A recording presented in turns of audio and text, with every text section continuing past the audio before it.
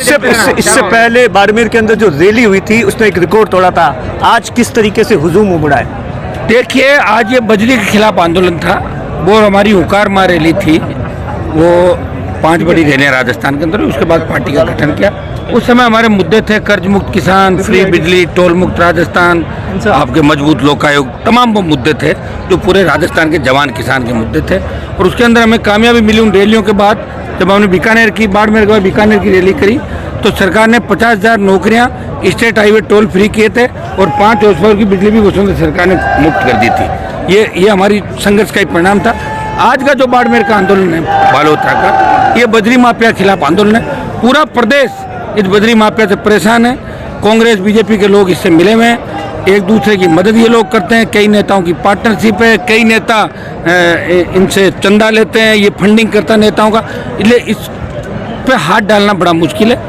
प्रयास कर रहे हैं। मैं धन्यवाद दूंगा बाड़मेर के जवानों किसानों का कि आज 20,000 से ज़्यादा संख्या में यहाँ नौजवान और किसान अपने अपने साधनों जुटा।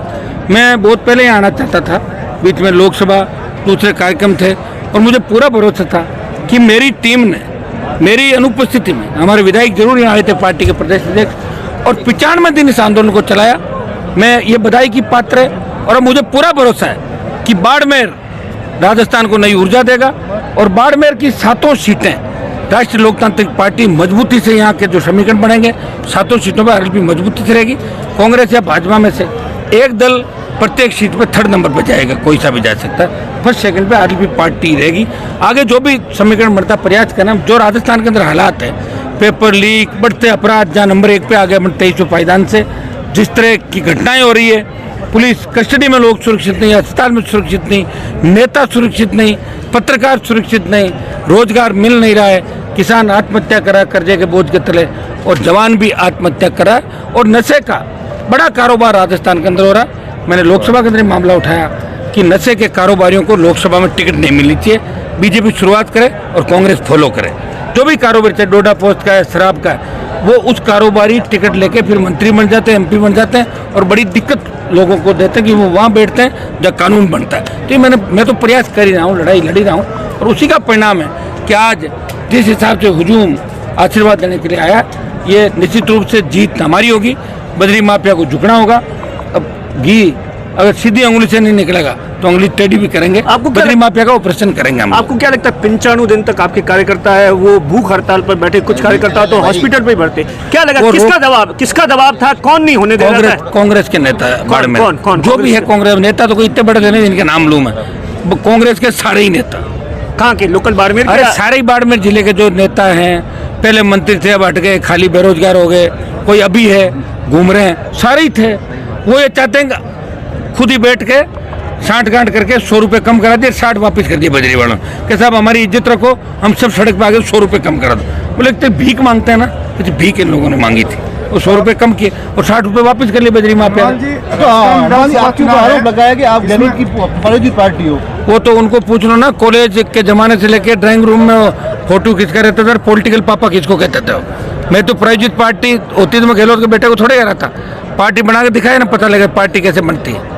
अब की बात तो चुनाव में सांसें चढ़ जाएगी, कैसे जीतेंगे। हनुमान जी, राजस्थान चुनाव में आप संगठन है, आपकी पार्टी है, वो राष्ट्रीय नेतृत्व, आपका गठबंधन का विचार रहेगा? बिल्कुल नहीं रहेगा। कांग्रेस बीजेपी से कोई गठबंधन। आप पार्टी, आप कौन है? आम पार्टी है ही नहीं यहाँ पे। आम पार्टी तो अगर एक सरपंच ही नहीं आप पार्टी का विचार हूँ, क्यों नाम ले रहे हो बार बार? राजस्थान अरे नहीं है साहब, एक एमएलए नहीं आएगा। पहले भी लड़े चुनाव, वोट 5,000 नहीं आए कहीं सीट पे।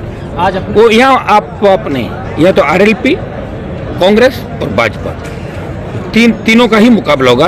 कुछ जगहों में ट्राइबल बेल्ट की जो पार्टी है वो कुछ ट्राइबल सीटों में मुकाबला करेगी। हनुमान जी, आज भाषण में आप सचिन पायलट पर, दिव्या मदेना पर काफी जुबानी हमले कर। अरे यार, मैं तो ये कह रहा हूँ कि कब आप करोगे? 4.5 साल हो गए, ये कर दो वो कर दो, तो कर दो ना, मना कौन कर रहा है? प्रियंका गांधी राहुल गांधी से बात करो या कांग्रेस छोड़ो। जब आपकी कांग्रेस में रहते हुए कोई बात ही नहीं मान रहा है, पेपर लीक की बात करें, आपके मंत्री पेपर लीक की बात करें, नाम बताओ, कराओ जांच सीबीआई की, बैठ जाओ धरने पे। पायलट साहब, आपके 5-7 मंत्री जो विधायक घूम रहे हैं, इनको धरना देना चाहिए, सड़क पे लड़ना चाहिए। मैं तो कहता हूँ एक मंच पे ही लड़ाई लड़े, क्या दिक्कत है? वो भी आ जाए, हम भी आ जाए राजस्थान को बचाने के लिए। बीजेपी के अंदर भी कई नेता घूम रहे हैं, तो वो भी आ जाए जो बचाना चाहते हैं राजस्थान को। हम तो चाहते हैं, तो मैंने तो ऑफर भी दिया, अलग अलग पार्टियां बनाओ, मजा आएगा लड़ाई का। जिसके मन में सीएम बनने की है वो अपनी पार्टी बना ले। पार्टी बनाए बिना कोई मुख्यमंत्री नहीं बनाएगा। कांग्रेस में साफ साफ संकेत दे दिया कांग्रेस पार्टी, देख लो अब कहाँ नंबर आया।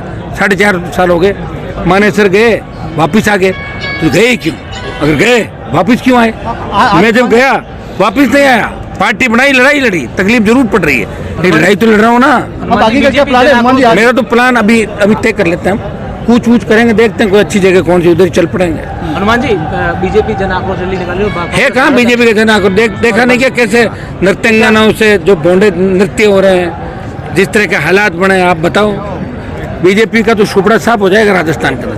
जवान खिलाफ, किसान खिलाफ, न बीजेपी रहेगी और न कांग्रेस रहेगी। राजस्थान का व्यक्ति बदलाव चाहता है। पिछली बार भी आरएलपी की वजह से ही कांग्रेस वेंटिलेटर पे चली गई थी 99 पे, और बीजेपी 70-72 पे थी। आरएलपी ने कई समीकरण बिगाड़े और कईयों की मदद भी कर दी। 15-20 ML ऐसे मंत्री भी थे कई, तो मेरी वजह से विधानसभा के अंदर बैठे, अब की बार नहीं बैठे।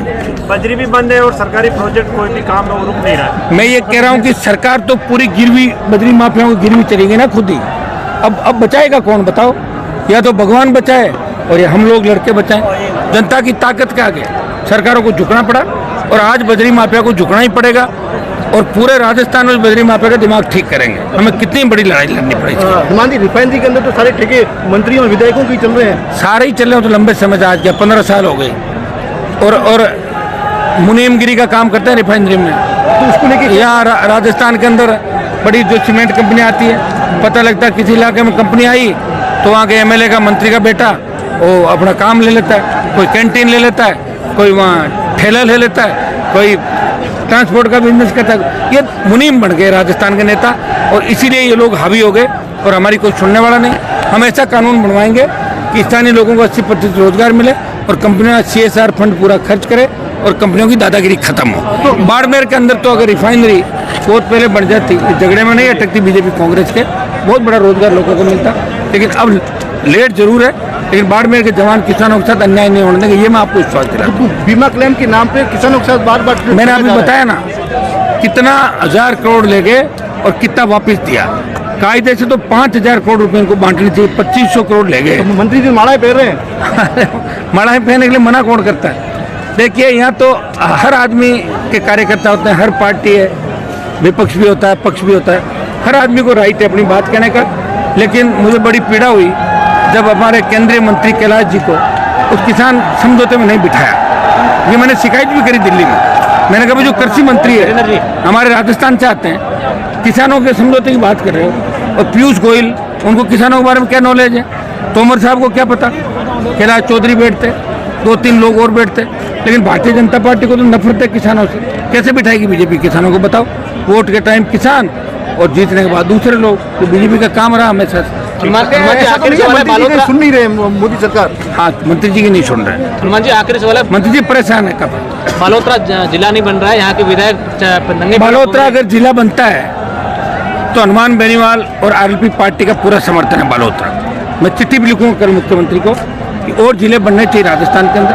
प्रशासनिक दृष्टि से भी बड़े 300 किलोमीटर से लोग आते हैं। बाड़मेर, नागौर, जितने बड़े हमारे डिस्ट्रिक्ट है, जहाँ लंबे समय से 20, 25, 30 साल से मांग चल रही बालोतरा उसे जिला बनाने की। तो बालोतरा हर मापदंड से जिला बनने के मापदंड पूरे रखता है, और मैं चिट्ठी लिखूंगा कि बालोतरा को जिला बनाएं। Thank you.